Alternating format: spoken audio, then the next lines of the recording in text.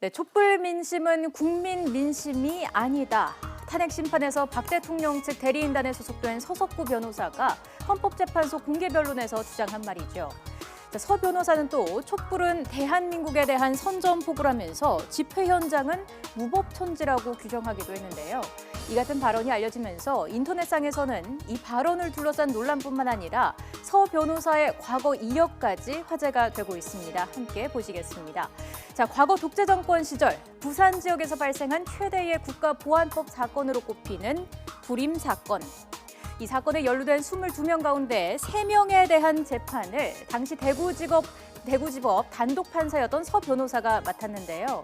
당시 서 변호사는 검찰이 징역 5년을 구형했던 피의자 2명에게 사실상 형을 살지 않도록 각각 집행유예와 선고유예를 선고했습니다. 이후 서 변호사는 대구에서 진주로 좌천이 됐고 이듬해 사표를 내고 법원을 나와서 변호사로 개업했는데요. 노무현 전 대통령의 일대기를 다룬 영화 변호인의 내용이기도 한 이 사건을 두고 서 변호사는 최근 방송 프로그램에 나와서 당시 판결은 잘못된 판단이었다며 후회한다고 밝히기도 했습니다. 자, 이제는 박 대통령의 대리인 중 한 명으로 탄핵 심판에 참여하고 있는 서 변호사. 폭탄 발언은 계속 이어질까요? 전문가들과 함께 좀 더 이야기 나눠보겠습니다. 예, 지금 박상현 커가 정리해 드렸습니다만 이 대통령 대리인단 촛불 민심에 대해서 지금 1,000만 명, 이 연인원이 1,000만 명이 넘어섰는데 이게 민심에 대해서 국민의 뜻이 아니다. 그러면은 민심이 뭘까요? 그러니까 100만 명이 촛불 시위를 나가면 이분들은 나머지 4,900만은 우리를 지지하는구나 이렇게 생각하실 분들이에요. 그런데 민심을 여론조사로 본 거 있지 않습니까? 예. 갤럽에서 계속 조사했던 예. 대통령 지지율 예. 그리고 또 탄핵을 지지하는 국민이 거의 3분의 2가 넘었다는 이런 조사가 예. 계속 나왔지 않습니까? 예. 그럼 이런 거 믿지 않으면 도대체 뭐가 민심이라고 생각하시는지 혹시 박사모가 민심이라고 생각하시는 건 아닌지 그런 예. 생각이 들고요. 촛불 집회에 나갔던 사람들이 다 나갔다 와서 긍정적으로 얘기를 합니다. 나가봤더니 폭력적이지 않더라, 괜찮더라. 마치 영화가 흥행을 할 때 입소문을 타고 흥행하는 것처럼 그런 입소문이 퍼지면서 점점 많은 가족들이 아이들을 데리고 나갔죠. 왜냐하면 앞으로 아이들에게 이런 세상 물려주고 싶지 않아서라는 그 단 하나의 염원 때문에 나갔습니다. 그리고 이 말씀도 하셨죠. 서 변호사님께서 국민들이 선전포고를 한 거냐? 선전포고 맞습니다. 불의에 대한 선전포고, 비리에 대한 선전포고, 불법을 저지르는 정권에 대한 선전포고 한 거 맞습니다. 촛불 시위는 거기에 대항해서 맞서고자 하는 것이고요. 광화문에 이순신 장군 동상 서 있잖아요. 이순신 장군이 살아생전에는 35,000명의 병력을 끄셨다고 합니다. 근데 지금 2016년, 2017년에는 1,000만 대군을 끄는 장군이 되셨죠.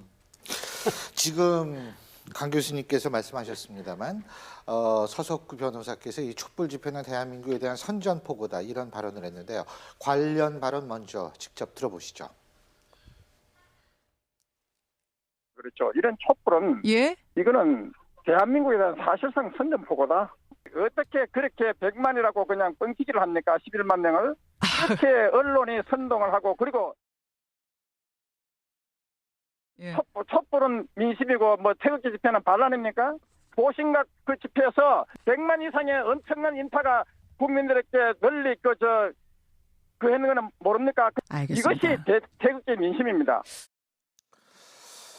예, 그런데 이제 변론 재판에서 또 나온 게 이제 이 군중 재판으로 사형 선고를 받은 소크라테스와 예수를 이 박근혜 대통령과 비교를 하면서 민주주의의 다수결이 이것이 위험할 수 있다 이런 주장을 했는데 이게 비유의 적절성을 놓고 또 논란이 좀 일고 있는 것 같습니다. 저는 어제 저런 말씀들을 변호사들이 대리인단으로서 했던 부분에서 굉장히 변호사로서는 굉장히 충격적이었던 게 무슨 얘기가 있었냐면 어제 또 강윤환 재판관이 기록들은 봤냐라고 물어봤을 때 이 11명의 대리인으로 구성된 변호사들이 안 봤다라는 거예요.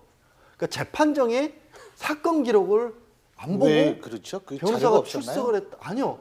많아서 못 봤다고 그랬는데 그래서 강윤건 재판관이 뭐라고 하냐면 나는 다 읽어봤다 그랬습니다. 이거는요.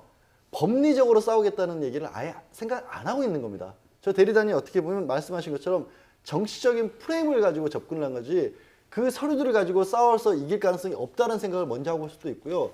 그 프레임이라는 게 다른 게 아니라 누구는 농담처럼 그랬죠. 촛불에 적게 들었을 때 아, 박근혜 대통령이 공약으로 국민 대통령 하더니 정말로 국민 대통령이 일어났구나라고 했는데 사실 완전 대통합은 아니었죠. 일부는 여전히 그런 분들도 계시니까 태극기를 드신 분들 계셨는데 그 국론이 분열된 부분을 더 크게 만들어서 정치적인 어떤 이슈로 끌고 가서 조금이라도 헌법재판소에 약간은 압력 내지는 어차피 헌법재판소 정치적인 이슈를 다루는 곳이니까 그런 식으로 구성을 한 게 아니라는 생각을 할 수밖에 없게 만드는 거예요. 기록은 안 부르고 들어와서 예수와 소크라테스의 비교를 하다죠. 정말 저는 변호사로서는 정말 너무 당황스러운 얘기였습니다. 제가 뭐 이어서 말씀을 좀 드린다면 저도 뭐 비슷한 생각을 했는데 어제 저는 뭐 이 법정, 재판정을 보는 것이 아니라 뭐 정치 유세장을 보는 것 듯한 또 어떻게 나오면 종교 부흥회장 같은 그런 느낌도 좀 들긴 들었습니다. 사실 지금 서석구 변호사가 지금 이야기하는 부분은 그 법리적인 논리를 이야기하는 게 아니지 않습니까?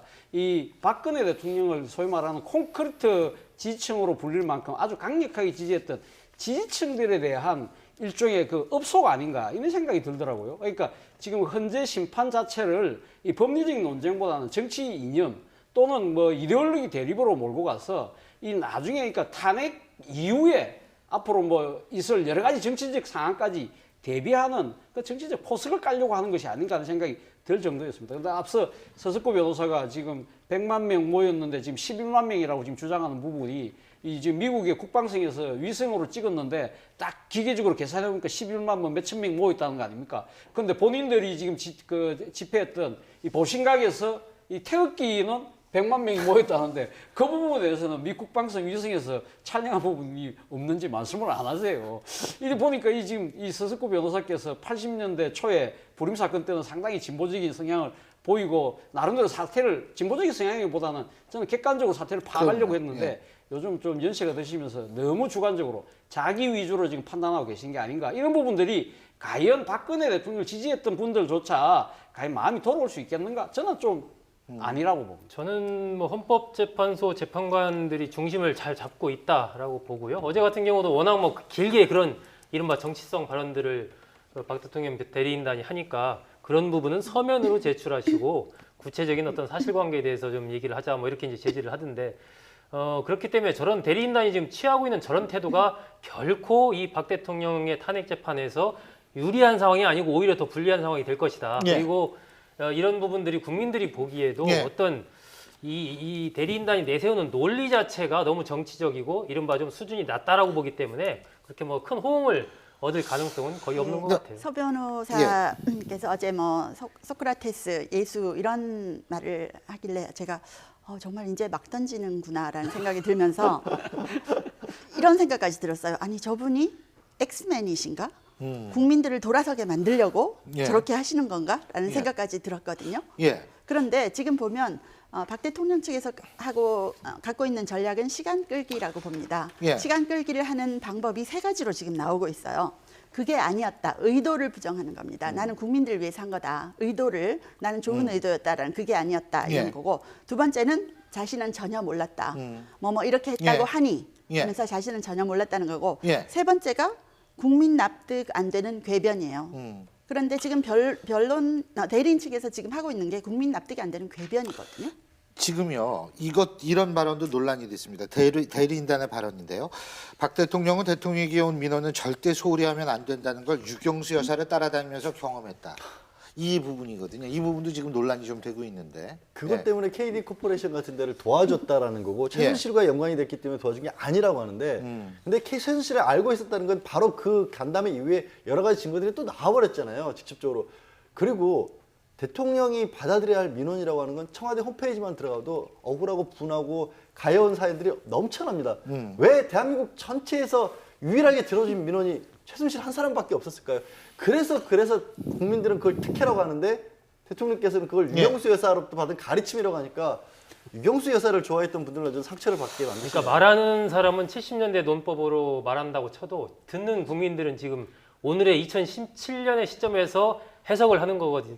이 괴리가 지금 너무 큽니다. 그러니까 변호인단의 저런 부분들은 대리인단이 저렇게 이야기하는 부분들은 오히려 그 수준이 어느 정도인가를 정확하게 국민들한테 지금 오히려 보여주고 있기 때문에 아마 이번 촛불 집회는 조금 더 지난주보다는 사람이 더 많이 나오지 않을까 그런 생각도 좀 듭니다. 자, 저희가 이 헌법재판소에 있어서의 이 변론 길이 지나면 지날수록 화제거리는 많이 나오는 것 같다는 생각이 들 수밖에 없습니다.